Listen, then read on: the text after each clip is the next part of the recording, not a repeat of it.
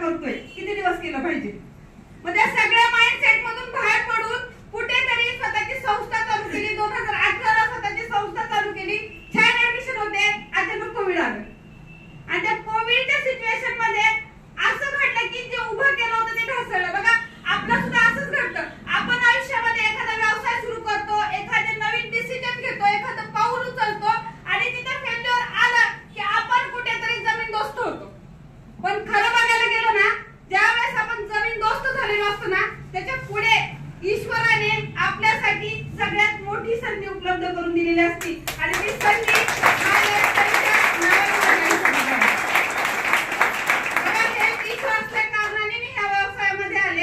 आणि ते करत असताना माझ्या 2 शाळा आहेत.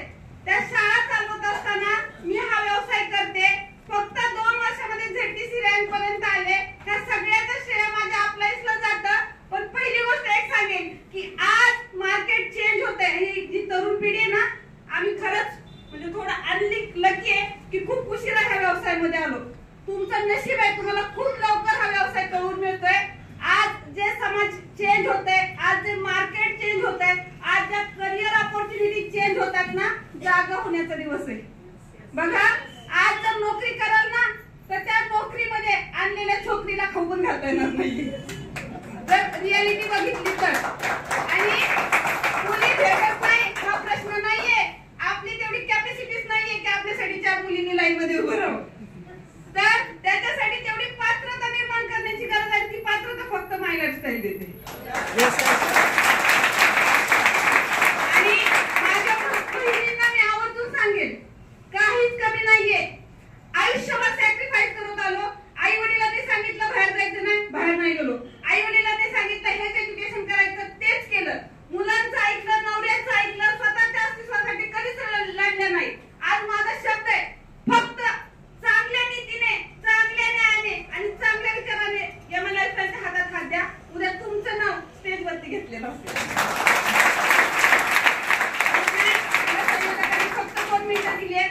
पण खरं सांगते, आज मी माझ्या मुलाचा, जो माझा मुलगा फक्त 12 वर्षाचा आहे, मी माझ्या मुलाचा ऍज अ करिअर म्हणून माय लाईफस्टाईलचा जर विचार करत असेल ना, तर आता बसलेल्या जनरेशनने विचार केला पाहिजे की मी 3 वर्षात मी सक्सेसफुल कसा घडेल.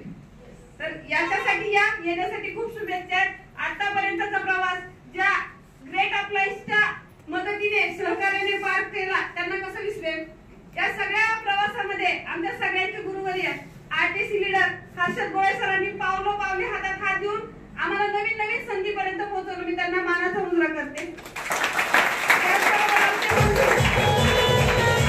त्याचबरोबर आमचे बंधू म्हणजे कधीही फोन करा पण हक्काने बोलत आहे साहेब म्हणणारे आमचे धर्मेंद्र इंगळे सर, त्यांच्यासाठी सुद्धा एक मानाचा मुजरा. एज्युकेशनचं नॉलेज नव्हतं, कळत नव्हतं. बघा बाहेरचं मार्केट वेगळं आहे. इथं आल्यावरती तुम्हाला शिकावं लागणार आहे, टिकावं लागणार आहे, समजून घ्यावं लागणार आहे. इथे 2,10,000 आता सांगितले म्हणजे उद्या येणार नाहीये. जर मार्केटमध्ये 25,000 कमवण्यासाठी 15 वर्ष शिकलो की नाही, तर आज ज्या व्यक्ती सोबत आलोय ना, त्याच्यासोबत 2 वर्ष शिकून बघा कुठेतरी सक्सेस होत असाल का. असंच शिकवण्याचं काम आम्हा सगळ्यांना करणारे आमच्या सगळ्यांचे ग्रेट एज्युकेशन गुरु CTC सुशांत पाटील सरांना सुद्धा मानाचा मुजरा करते.